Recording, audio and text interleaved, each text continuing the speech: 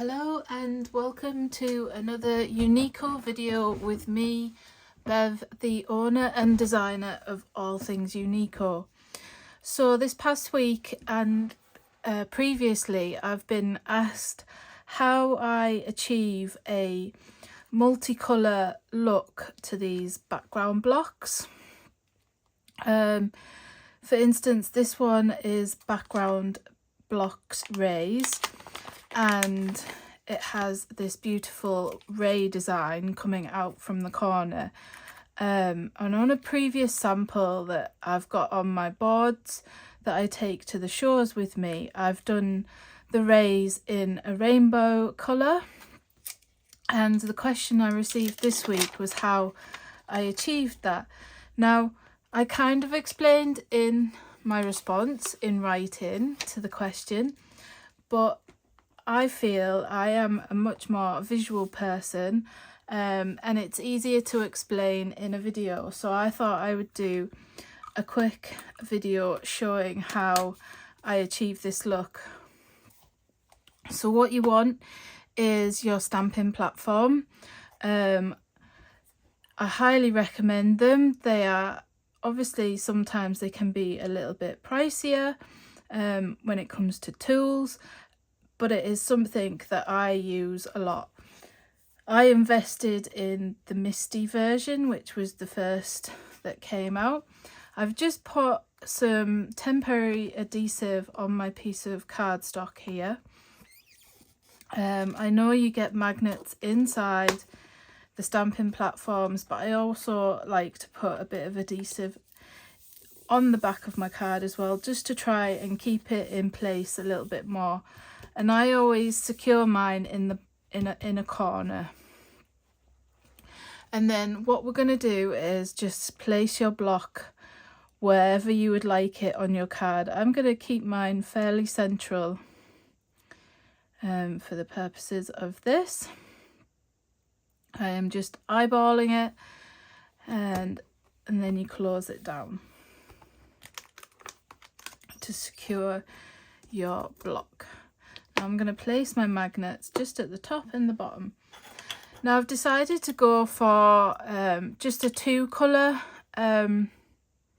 design today with a bit of a Christmassy feel. So I've chosen parsley and poppy, which are Concord and 9th colours. So I'm just going to move this into position just so you can see a little bit better. And then what you're going to need is some scrap paper, and I've just trimmed it down a little bit. It's a lengthy process, but one that has lovely results. And all you're going to do is you're going to mask off the rays that you don't want ink on. And then you just start with your first colour and apply the ink. Now this, one reason obviously you use your stamping platform is for precise repositioning, but you can also ink and stamp multiple times until you're happy with the result. Make sure you remove your mask, and then you just stamp. Now these are solid stamps, so sometimes they take a little bit more than one ink to get a nice perfect impression. So I'm going to have to repeat that because it isn't as solid as I would like. So I'm just reapplying my mask and then just ink it up again. These are quite, my cubes are used a lot, so when it comes to these solid stamps, they aren't mega juicy, which has its pros and its cons. I was explaining in a blog post from the recent release where I had used the background block Snow Flurry. So my masking was a little bit off there, but it should hide. So this is the background block Snow Flurry, and the background is solid with the snowflakes being the detail. And sometimes if your inks are too juicy, the ink will actually seep inside the detail. And even though obviously there's a bit of a well for the detail to be there, it transfers onto your design, onto your card.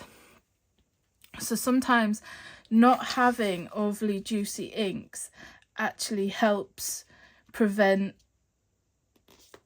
that sort of seepage. So I'm just going to do it one more time. And as I say, it is a lengthy process, but the colour options, the results, the effects you can achieve is worth it. Sorry, I sidetrack. When I talk about things, I think about something else to refer back to. So there, I'm happy with the red now. Now I use a damp cloth. I always have a damp cloth next to me, just to clean your stamp. And you just want to make sure it's dry so it doesn't transfer the water over. And now what you're going to do is mask off that first ray.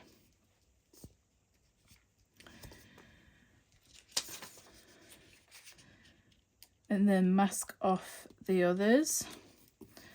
And go in with your next colour. So I've chosen Parsley. I'm going to go for, one is a little bit too dry. So luckily I have my big ink pad next to me. And you're just going to ink through on that one ray that you want green. So I'm going to make this a Christmas card. Probably embellish it with the new, or I should say the recently re-released Christmas Pop. Christmas tree, one of them. But there are lots of ways you could embellish this, and as I say, it is a lengthy process because you are having to repeat inking. It depends what look you're going for. Obviously I like bright, crisp stamping. Now one thing you do need to be careful of is the more ink you put on these masks, sometimes it can seep through if the paper's quite thin, which this is. So just be careful that it hasn't sort of seeped through too much. And then you just keep repeating the process until you have done all the rays or the amount of rays that you want to do. There is no rules to say that you have to do all of them. You might just want 3 or 4. It depends what sort of look you're going for.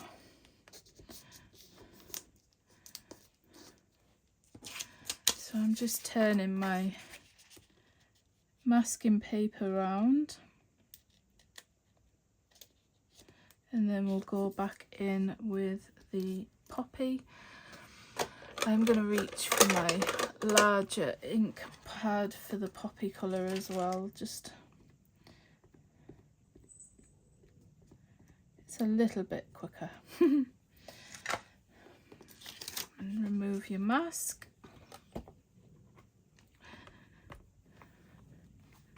And stamp.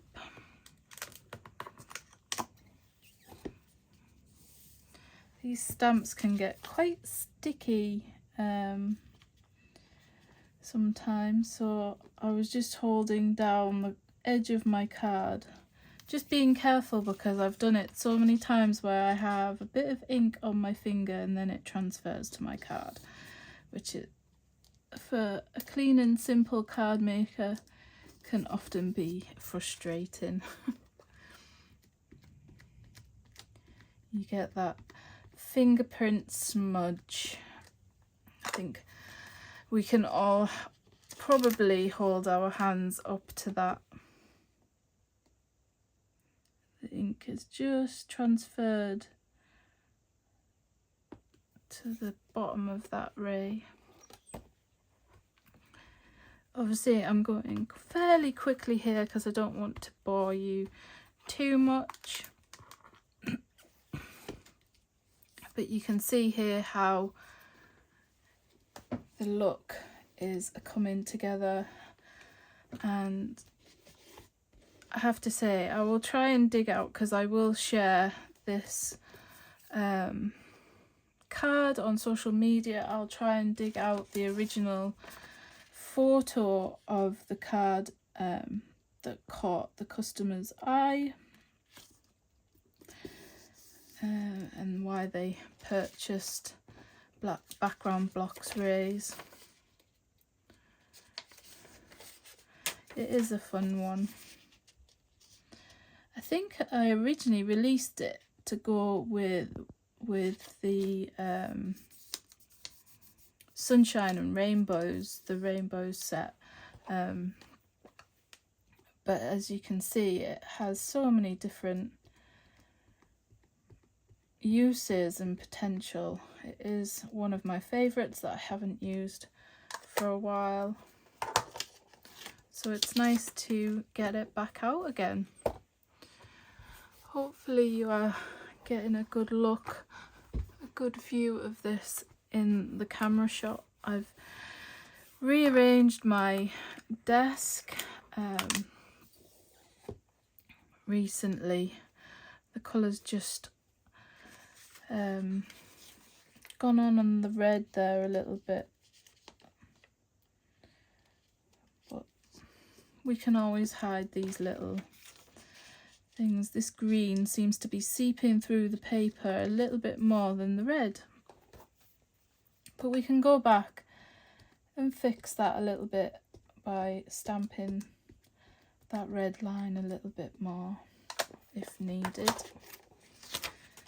I obviously was too busy talking and missed it.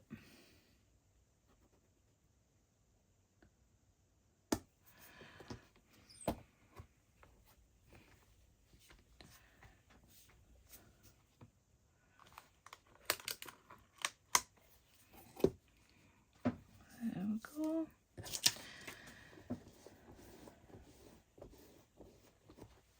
As you can see, I am going quite fast as I don't want to keep you for too long. So has everyone finished their Christmas cards this year, or are you still making like I am? I haven't actually counted how many I've made. I've kind of lost track at the minute, but I probably haven't made enough yet. But not to worry, either way, or if you want to get ahead for next year, I will be starting Uniko's countdown to Christmas with 12 days of Christmas. Last year I actually spread it over 12 weeks, and I did a video, I think it was like every Friday. This year I'm a little bit behind, so I'm doing it how I've done it in previous years, starting on the 1st of December, taking us to the 12th. There'll be a new video every day with some kind of festive inspiration. There will be a giveaway, and I will share a link to the video and the finished card project, whatever it may be, on the Uniko blogs as well. So we'll be kicking off on the 1st of December with a Christmas party. So that's something nice to look forward to. Then I hope you will join us. Don't worry if your inks, for instance, you can see here that the red has stained my stamp a little bit. It doesn't matter, it will still ink and stamp wonderfully. It's just the pigment in some of the inks sort of seep into the photopolymer a little bit, but they will still ink wonderfully. So we're nearly there.